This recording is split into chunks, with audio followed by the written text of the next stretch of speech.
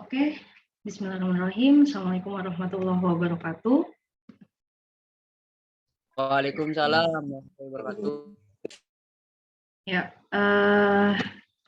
semoga semuanya dalam keadaan sehat ya. Jadi pada siang hari ini mata kuliah pengantar teknik lingkungan ini adalah materi pertemuan ke-11 yaitu tentang pengantar. Halo Bapak.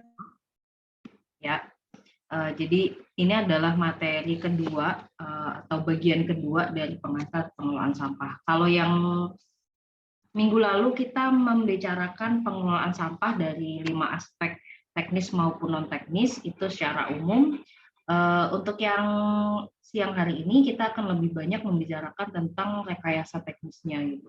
Nah, kalau teman-teman sebagai seorang engineer, salah satu tugasnya adalah membuat perhitungan ataupun membuat perencanaan untuk suatu fasilitas pengelolaan lingkungan gitu.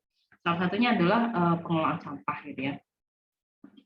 Saya rasa juga teman-teman sudah mulai aware ya, namanya mengelola sampah itu perlu yang namanya fasilitas pengumpulan gitu ya, bak pengumpul sampah, kemudian butuh untuk fasilitas pengangkutan sampah gitu ya, bisa berupa gerobak, bisa berupa triseda, bisa berupa pickup mungkin atau truk. Nah, itu semua sangat didasarkan pada berapa sih jumlah timbulan sampah yang perlu dikelola gitu. Bahkan nantinya teman-teman mungkin di semester 4 atau semester 5 nanti akan diajari bagaimana menghitung membuat suatu perencanaan TPA atau tempat pemrosesan akhir gitu ya. Jadi ini semua adalah bagian dari skill yang harus teman-teman kuasai setelah menjadi seorang sarjana teknik lingkungan. Nah, membicarakan tentang rekayasa lingkungan, salah satu aspek ataupun poin yang menjadi concern semuanya adalah tentang jumlah penduduk gitu. Pertumbuhan penduduk di suatu daerah itu sangat dipengaruhi oleh terutama untuk pertumbuhan penduduk alami ya, itu dipengaruhi oleh 3 hal. Yang pertama adalah kelahiran, kemudian kedua adalah kematian, dan yang ketiga adalah perpindahan penduduk gitu, dari satu tempat ke tempat yang lain. Nah, 3 faktor ini yang akan mempengaruhi jumlah suatu penduduk di suatu daerah ataupun suatu negara. Gitu. Nah, ada satu angka gitu ya yang menunjukkan bagaimana sih tingkat ataupun persentase pertambahan ataupun penurunan penduduk di suatu lokasi atau suatu wilayah per tahunnya. Dan angka ini kita sebut sebagai laju pertumbuhan penduduk. Kalau teman-teman pernah mendengar ataupun pernah mengikuti sensus penduduk ya, BPS atau Badan Statistik itu dia melakukan sensus jumlah penduduk per 10 tahun sekali gitu. Nah, di situ nggak cuma dihitung jumlah penduduknya saja gitu, tapi juga dihitung faktor-faktor ataupun data-data demografis yang lain seperti mungkin pekerjaan, tingkat pendidikan gitu, kemudian tingkat ekonomi dan lain-lain. Karena ini pun akan cukup mempengaruhi beberapa data-data statistik untuk pertumbuhan. Nah, membicarakan tentang laju pertumbuhan penduduk tadi, kalau BPS Indonesia sendiri, sebenarnya kalau laju pertumbuhan itu bisa dihitung menggunakan 3 metode gitu. Ada metode aritmatika, geometrik, dan eksponensial. Kalau di Indonesia, berdasarkan dengan tren dari pertumbuhan penduduk sekitar 30-40 tahun ke belakang, laju pertumbuhan penduduk itu paling cocok dihitung menggunakan metode geometrik. Nah, ini adalah contoh perhitungan bagaimana kita mendapatkan angka laju pertumbuhan penduduk menggunakan metode geometrik. Ini adalah rumusnya, R sama dengan PT. P dalam T itu artinya adalah jumlah penduduk pada tahun ke T, dibagi P0 atau jumlah penduduk pada tahun ke-0 atau tahun dasar perhitungan jumlah penduduk, kurung tutup, pangkat seperti T, di mana T itu adalah periode waktu ataupun interval antara waktu dasar dengan waktu di tahun kesekian gitu. Kita akan menghitung pertumbuhan penduduknya. Nah, ini adalah ada dua soal yang mungkin teman-teman bisa bisa exercise di rumah gitu ya. Mencoba menghitung bagaimana laju pertumbuhan penduduk menggunakan data yang ada. Contohnya seperti ini. Ada suatu negara, katakanlah namanya negara Konoha gitu ya, pada tahun 2085. Dia butuh tahu nih berapa sih sebenarnya laju pertumbuhan penduduknya gitu. Nah, data yang ada adalah data pada tahun data jumlah penduduk pada tahun 2021, yaitu sejumlah 25.750.000 jiwa. Nah, jadi P pada 2021 itu adalah 2.750.000. Mungkin ini saya bantu untuk menuliskan. Jadi P pada tahun 2021 itu adalah 25.750.000 jiwa. Nah, kemudian ada data juga bahwa perkiraan jumlah penduduk pada tahun 2085 itu adalah 68.500.000 jiwa. Jadi P pada tahun 2085 itu adalah 68.500.000 jiwa. Nah, dari sini sebenarnya kita sudah bisa mendapatkan angka T, di mana angka T itu adalah 2085 dikurangi 2021 sama dengan 64. Nah, akhirnya di sini P 2021 ini adalah P0, disebut juga dengan P0. Kemudian P pada 2025 itu disebut juga dengan PT. Nah, sehingga teman-teman bisa langsung nih masukin ke rumus seperti ini gitu. Dan akhirnya nanti akan ketemu berapa sih nilai R ataupun nilai laju pertumbuhan penduduknya gitu. Nah, nanti teman-teman bisa langsung exercise masing-masing di rumah seperti apa nanti hasilnya. Nah, kemudian pertanyaan yang kedua adalah jika menggunakan hasil perhitungan nomor 1 tadi ya, jika misalkan R-nya dapat sekian persen gitu ya. Nah, berapa sih kira-kira laju pertumbuhan penduduk pada tahun 2025 gitu ya. Nah, ini R silakan nanti teman-teman cari angkanya sesuai masukin ke rumus. Nanti setelah dapat angka rumus angka R-nya teman-teman masukin lagi ke rumus menggunakan PT itu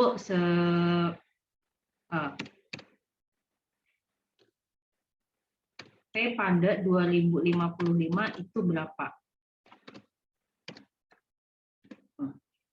Menggunakan rumus yang sama gitu. Nah, ini kalau kurang paham nanti bisa ditanyakan kembali. Oke,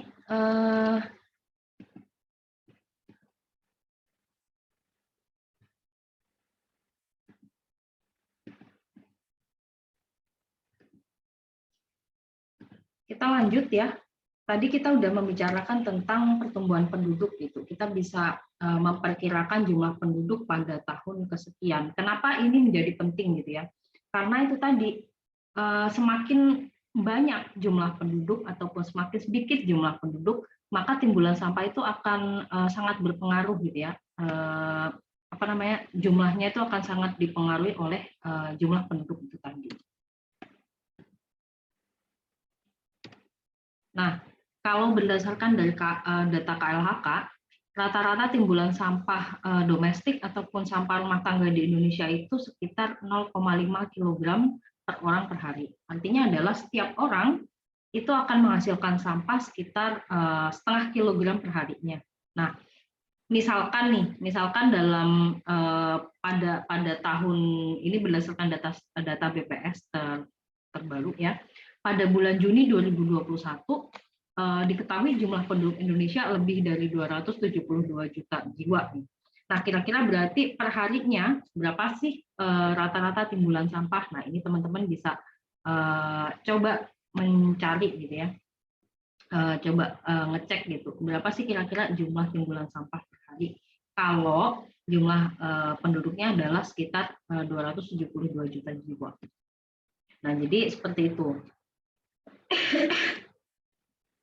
Nah, KLHK sendiri tentunya membuat suatu kebijakan ataupun suatu regulasi yang berkaitan dengan pengelolaan sampah itu menggunakan data. Tanpa data mereka nggak akan mungkin ujuk-ujuk membuat suatu regulasi gitu ya.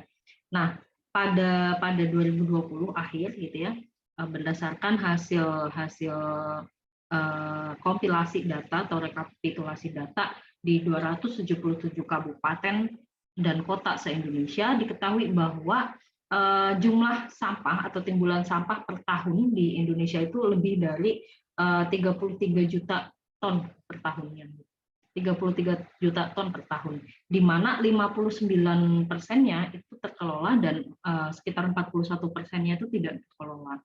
Artinya tidak terkelola di sini adalah dia bisa jadi yang 41% ini ya dibakar, dibuang ke sungai, dibuang ke laut gitu, ditanam di tanah dan lain-lain gitu.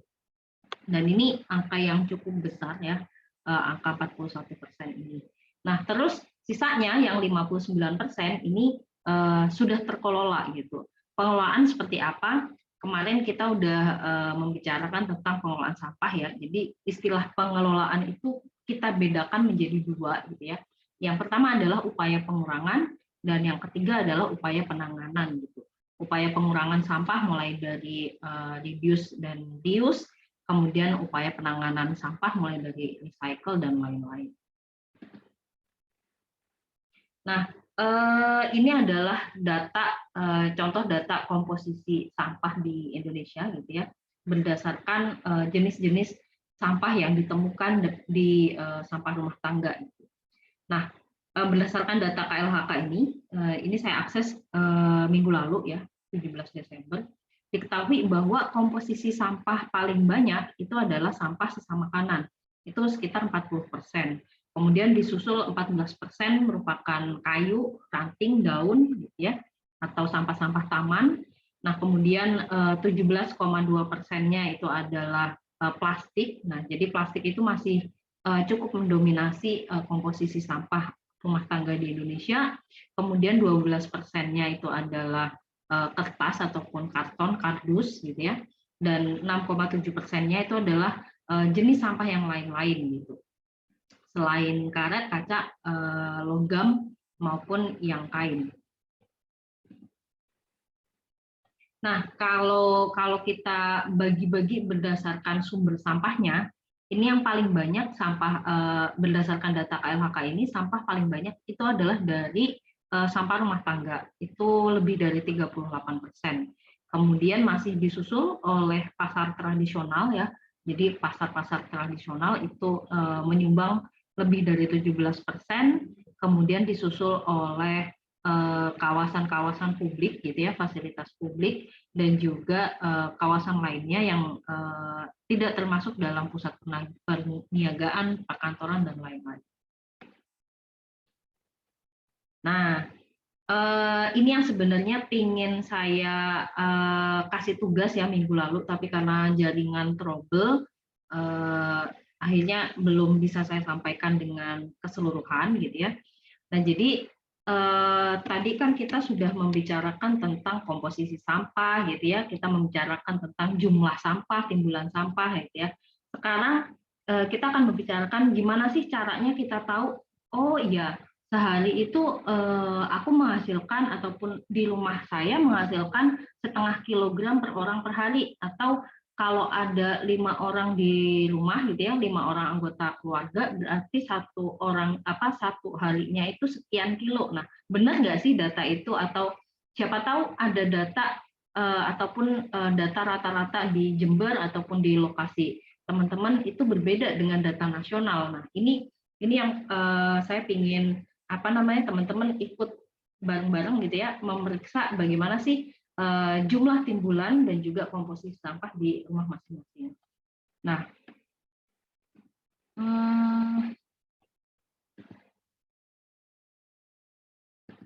ini ada metode SNI ya. Jadi metode SNI 193964 ini adalah metode untuk pengambilan dan pengukuran sampel timbulan dan komposisi sampah di pemukiman gitu ya.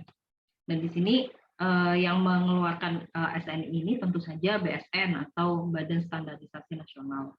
Nah, jadi step by step-nya bagaimana teman-teman memeriksa ataupun mengukur timbulan dan komposisi sampah bisa teman-teman baca di dokumen SNI ini.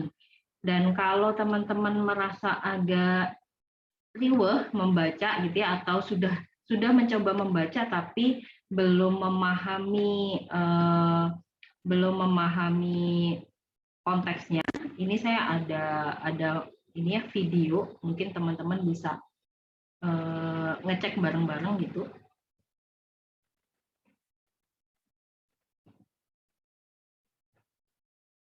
Halo. Suaranya udah terdengar? Sudah, Bu. Sampun, Bu. Oke. Saya akan memperagakan cara pengukuran timbulan dan komposisi sampah. Sebelumnya, saya akan menyebutkan peralatan dan bahan yang akan digunakan satu persatu, yaitu yang pertama, pulpen, formulir pengukuran timbulan dan komposisi sampah, masker, sarung tangan, timbangan, alat pengukur volume, dan sampah itu sendiri.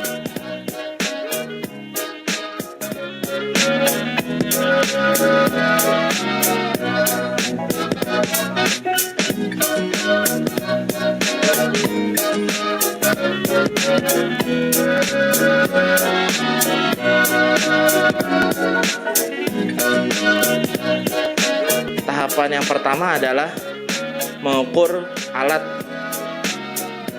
volume.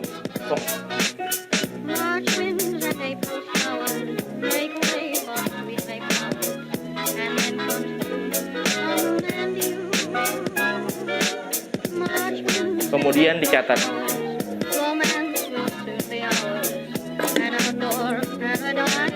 Setelah itu kita akan mengukur berat sampah. Kita masukkan sampah ke alat pengukur volume ini.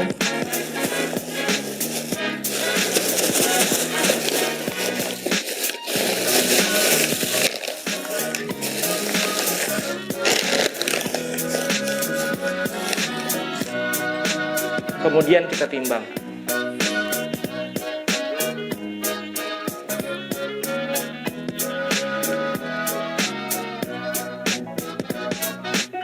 Setelah ditimbang, maka nilainya dicatat. Nilai tersebut kemudian dikurangkan dengan berat alat pengukur volume tersebut.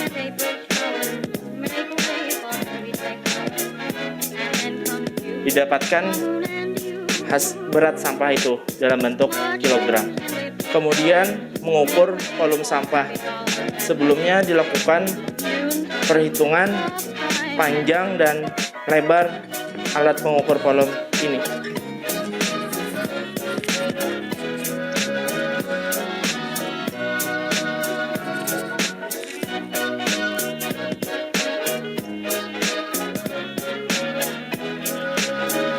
Didapatkan panjang 35 cm dan lebar 35 cm.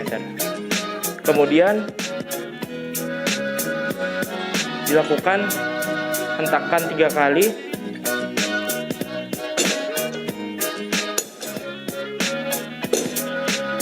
dengan tujuan untuk pemadatan sampah. Kemudian diukur tingginya.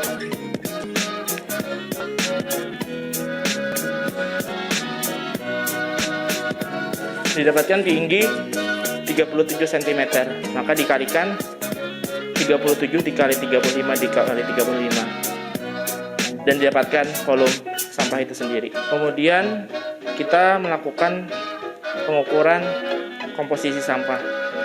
Kita akan pilah berdasarkan komposisinya, berdasarkan sampah basah dan sampah kering. Sampah kering terdiri dari plastik, kertas, kain, dan lain sebagainya.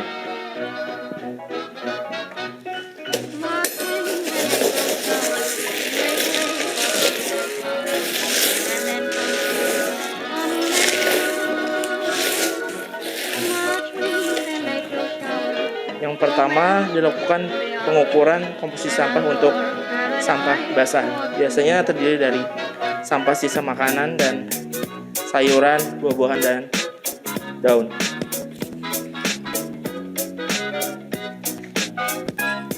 Kita timbang. Setelah selesai pengukuran komposisi untuk sampah basah, kemudian sampah basah ini kita keluarkan.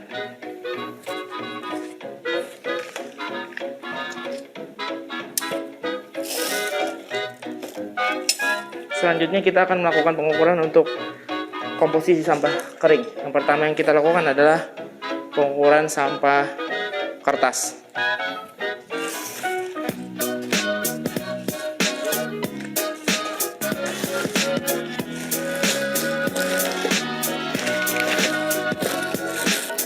Kemudian sampah kertas ini kita timbang. Didapatkan hasil dan kita catat di formulirnya. Setelah selesai, kita keluarkan sampah kertas ini.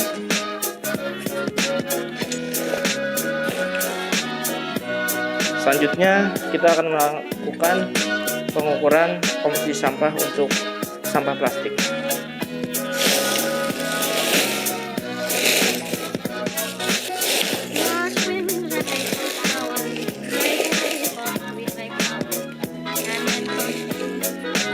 Kemudian kita timbang.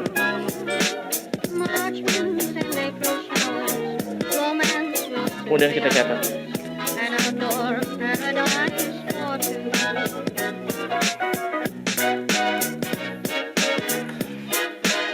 Kemudian kita keluarkan sampah plastik ini.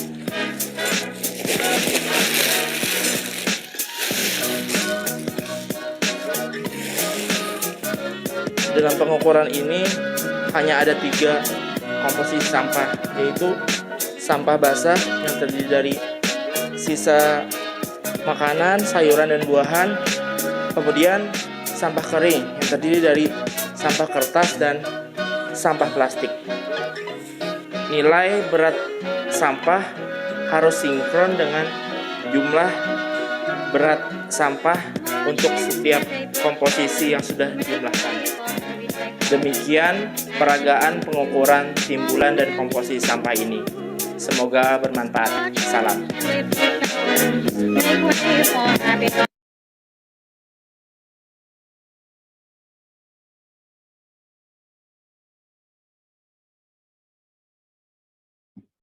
Oke, itu tadi tentang apa namanya, tentang pengukuran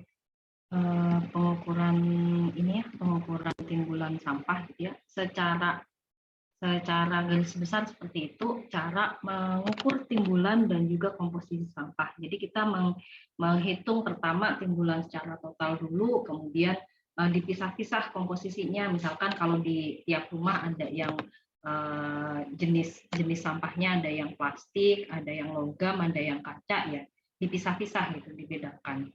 Nah seperti itu. Saya udah menyiapkan satu file Excel untuk teman-teman menginput datanya gitu ya. Jadi ini pekerjaan yang dilakukan secara berkelompok gitu ya.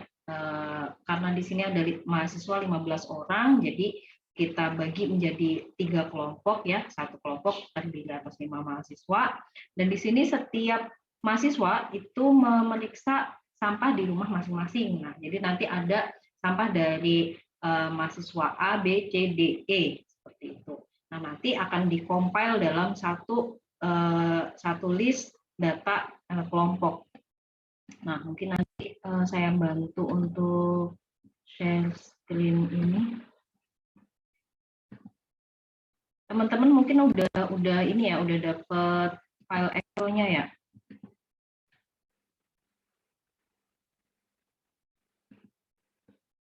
Halo? Halo, Bu. Ya,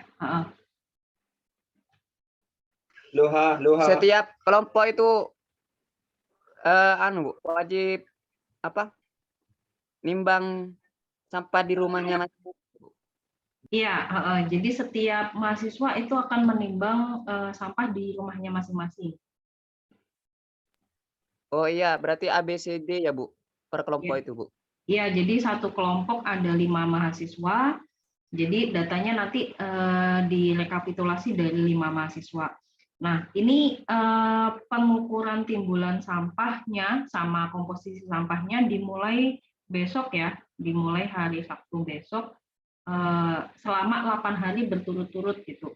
Jadi mulai hari Sabtu sampai ketemu hari Sabtu lagi. Dan ini teman-teman harus kompak gitu ya, satu kelompok. Misalkan kalau pengukurannya ataupun ya pengukurannya itu semua di jam 5 sore, ya berarti semua anggota di jam 5 sore gitu ya. Jadi setiap jam 5 sore mengukur timbulan dan juga komposisi sampah gitu. Jangan sampai yang satunya jam 5, satunya jam 3, satunya jam 2 gitu. Jadi harus berbarengan gitu ininya jamnya. Karena jam itu pun cukup mempengaruhi dengan timbulan sampah harian. Ini saya coba bukakan file Excel-nya.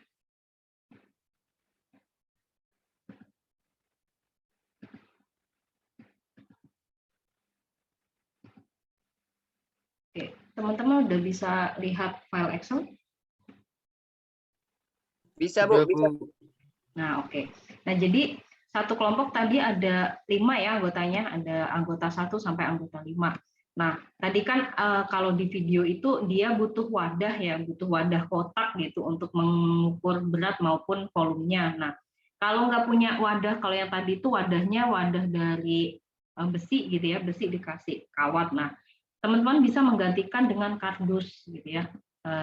Kardusnya boleh boleh berbeda-beda kardusnya, yang penting dihitung terlebih dahulu di awal gitu ya, berat kardusnya sendiri berapa, panjangnya berapa, lebarnya berapa, tingginya berapa. Setiap anggota karena punya wadah sendiri-sendiri wajib dimasukin datanya gitu ya, data per wadahnya berapa. Nah, kemudian setelah data dasar ini dimasukkan, nah teman-teman mulai menghitung data timbulan sampah. Nah, di sini saya sudah memberikan ini ya, data per anggota. Misalkan anggota 1, contohnya anggota 1 atas nama Elo gitu ya. Kemudian anggota 2 di sini atas nama Beni gitu. Nah, jadi ini khusus file yang diisi. Jadi segini ini adalah file yang hanya boleh diisi oleh Elo gitu, yang segini gitu ya. Dan yang teman-teman isi itu adalah data yang masih putih, yang masih kosong ini. Kalau data yang biru-biru ini sudah data otomatis ya. Jadi teman-teman nggak perlu mengisi Excel-nya. Bentar, saya kasih contoh. Nah, oke. Jadi data yang teman-teman isikan adalah data yang masih kosong yang warna putih ini. Contohnya adalah tadi kan teman-teman udah menghitung tingginya wadah ya. Nah, ternyata setelah dihentak 3 kali tingginya sampah itu misalkan 7 cm gitu ya. Kemudian di hari Sabtu, kemudian menghitung beratnya si plastiknya aja gitu tanpa si wadahnya ya. Jadi kalau tadi itu kan wadahnya sendiri gitu ya. Kalau wadah plus plastik itu misalkan kalau si berat wadahnya itu 2,5 kilogram misalkan seperti itu. Nah, kalau plastik plus wadahnya 3 kilogram berarti plastiknya aja berapa? Oke, berarti plastiknya aja 3 dikurangi 2,5 berarti ada 0,5 kilogram. Nah, seperti itu. Paham ya? Paham, Bu, paham, Bu. Ya, jadi data yang di sini itu sudah harus dikurangi data berat wadahnya. Seperti itu. Terus diisi mulai dari hari Sabtu besok sampai dengan Sabtu minggu depannya lagi. Diisi per harinya. Misalkan ini contohnya anggota 1 gitu ya, mengisi hari Sabtu, plastiknya dia dapat 0,5 kilo, kemudian kertasnya dia dapat 0,2 kilo, kemudian logamnya ternyata dia dapat 1 kilo, misalkan, terus kaca dia dapat 2 kilo, organiknya dapat 5 kilo, contoh seperti itu. Nah, dia otomatis menghitung sendiri ininya. Nah, kemudian Misalkan data dasarnya dihitung di sini ada 10 cm, lebarnya ada 5 cm, kemudian tingginya ada 8 cm, contoh seperti itu. Nah, nanti data yang warna biru ini akan otomatis terisi. Terus seperti itu. Kemudian hari Minggu, contohnya si Elo ini akan menghitung lagi sama, oh ternyata hari Minggu datanya cuman 5 cm sampah tinggi sampahnya. Kemudian plastiknya berapa, kertas berapa, logam berapa, kaca berapa, organik berapa. Kalau misalkan pada hari kedua ternyata nggak menghasilkan sampah kertas sama sekali, ya ditulis aja 0. Ternyata nggak ada sampah logam sama sekali, tulis aja 0 gitu. Kaca cuman setengah kilo gitu ya. Jadi dituliskan apa adanya sesuai dengan hasil pengukuran. Nah, sampai sini paham ya? Atau ada yang mau ditanyakan? Saya, Bu. Ya, silakan. Kalau ngitung pakai HP Android, apakah bisa ya, Bu? Otomatis kayak punya Ibu ini. Ya, ini saya udah bikinkan Excel-nya otomatis, jadi kalian nggak perlu menghitung, cuma menghitung misalkan kalau tadi data berat wadahnya, wadah kosongnya itu 2,5, terus wadah kosong ditambahkan sampah plastik itu totalnya 3,5, berarti 3,5 kurang 2,5 berarti 1, gitu kan ya? Paham ya? Iya, Bu. Jadi di sini kalau data yang di sini itu hanya data sampah plastiknya aja, nggak boleh kecampur dengan data plus wadahnya gitu. Jadi harus dikurangi berat wadah kosongnya.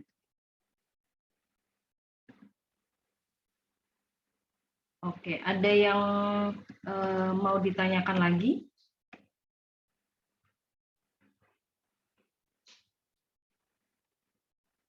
Ini contoh kalau perhitungan di anggota 1 ya. Misalkan anggota 2 mau pada hari Sabtu besok gitu ya.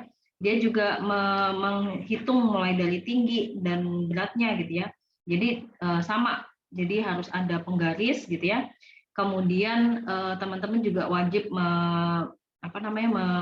punya timbangan digital gitu ya, yang sudah dikurasi ininya timbangannya sehingga hasil perhitungannya akan lebih legit. Oke, sejauh ini seperti itu. Jadi nanti masing-masing anggota atau masing-masing kelompok punya 5 anggota dan setiap anggota punya kewajiban untuk mengisi data harian di timbulan sampah ini. Untuk lain-lainnya, teman-teman kelompok setelah mendapatkan data dari data kompilasi kelompok ya, teman-teman silakan membuat laporan dalam bentuk PowerPoint. Jadi laporan Excel tadi, di Excel tadi ada otomatis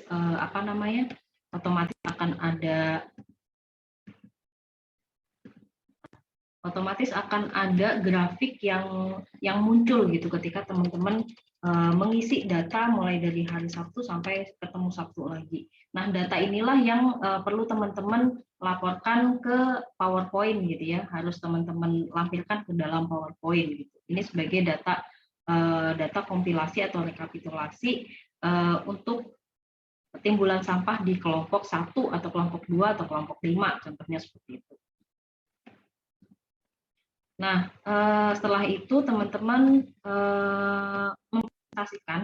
mempresentasikan di tanggal, nah ini harusnya tanggal 30, berarti kita akan push lagi di tanggal 8 Desember, ya tanggal 7 Desember gitu, mempresentasikan hasil kompilasi atau rekapitulasi data kelompok tersebut dan mempresentasikannya maksimal 15 menit gitu. Oh, ternyata di kelompok 1 misalkan jumlah yang paling banyak itu adalah organik atau yang paling banyak justru plastik gitu, sekian persen, sekian kilogram gitu ya. Dan juga teman-teman bisa menceritakan mungkin kendala ataupun tantangan ketika teman-teman melakukan pemeriksaan ataupun pengukuran timbulan dan komposisi sampah di rumah masing-masing. Itu apa sih kendalanya gitu? Ya, mungkin itu materinya, dan kalau teman-teman mau melihat lagi video tutorial tadi ya, biar lebih paham cara mengukurnya, nanti teman-teman bisa akses di link yang udah saya attach di sini. Oke, sampai sini apa ada yang mau ditanyakan?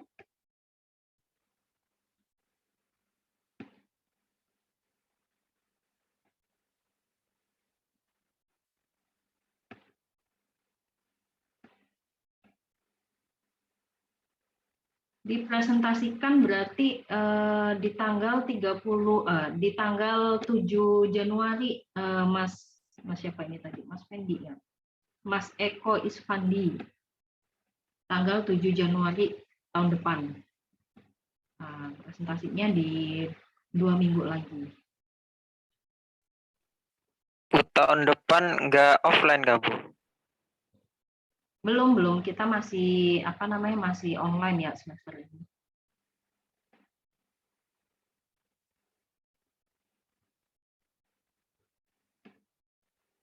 Oke, ada yang mau ditanyakan lagi? Tidak ada, Bu. Sudah jelas? Untuk saat ini jelas, Bu. Tapi Insya Allah, Bu. Ya, gimana?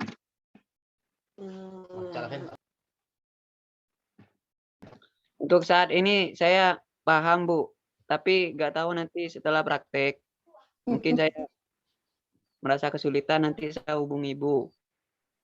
Oke. Karena ini prakteknya cukup lama ya, 8 hari berturut-turut, nggak boleh dijeda sehari pun. Kalau ada kesulitan apapun, langsung hubungi anggota kelompok yang lain. Kalau dalam diskusi kelompok masih belum dapat penyelesaian ataupun jawaban, langsung hubungi saya gitu ya. Karena ini datanya cukup cukup rigid dan harus dilakukan penelitian. Gimana? Baik, Bu. Terima kasih. Oke.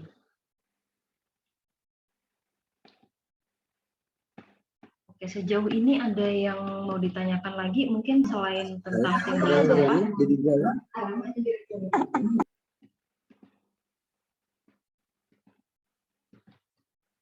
Sudah pahamkah? Insya Allah. Oke. Ini sambil ini ya, coret-coret di rumah ya, sambil belajar hitung-hitung di rumah, teman-teman boleh coba perhitungan laju pertumbuhan penduduk sama timbulan sampah yang soalnya udah saya taruh di sini. Ini sebagai latihan gitu, karena mungkin nanti di UAS akan keluar soal-soal seperti ini. Oke, kalau belum ada pertanyaan lagi, mungkin itu kuliah kita pada siang hari ini ya. Jadi siang hari ini lebih banyak tentang perhitungan teknis gitu ya, perhitungan teknis tentang menghitung laju pertumbuhan penduduk, kemudian menghitung tentang timbulan sampah dari data sekunder yang didapatkan dari KLHK maupun dari BPS. Dan juga kita akan mencoba melakukan pengambilan data primer menggunakan sampel sampah yang ada di rumah masing-masing mahasiswa gitu ya, menggunakan kelompok kerja yang silakan teman-teman bagi secara mandiri gitu. Kalau memang ada yang ada yang kesulitan mengerjakan tugas timbulan sampah ini, segera tag saya di grup gitu ya, atau langsung japri juga boleh. Dan kalau saya belum respon ataupun sudah respon tapi belum menjawab, dalam waktu 3 jam silahkan mengulangi pertanyaan tersebut gitu ya. Takutnya saya lagi di jalan ataupun lagi ada rapat sehingga tidak bisa langsung menjawab pada saat itu juga. Oke, mungkin itu saja yang bisa saya sampaikan. Terima kasih buat partisipasi di kelas pada siang hari ini. Saya cukupkan pertemuan kita. Billahi taufiq wal hidayah. Wassalamualaikum warahmatullahi wabarakatuh. Waalaikumsalam warahmatullahi wabarakatuh. Waalaikumsalam warahmatullahi wabarakatuh.